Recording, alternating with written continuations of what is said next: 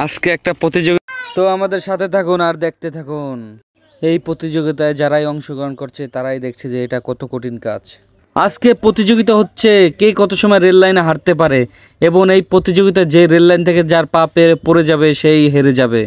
তো আপনারা দেখতে থাকুন কে কত সময়। এই যে সিয়াম হেরে গেল।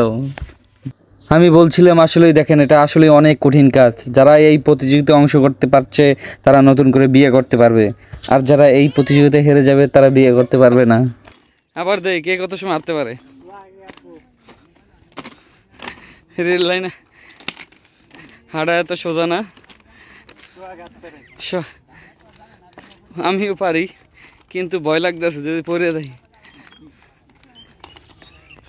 এক বিশাল পুকুর, এই যে দেখেন আপনারা দেখতে পাচ্ছেন কি বিশাল পুকুর। এটা এইরকম পুকুর আর বাংলাদেশের ভিতরে আর নাই।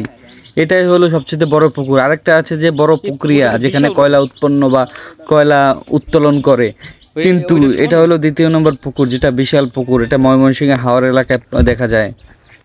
এবারে আমাদের গ্রামের এক চেয়ারম্যান সাহেব সে লঙ্গি জায়গায় জায়গায় হাইটে যাচ্ছে সামনের দিক, তার পাশে আছে তার মেম্বার।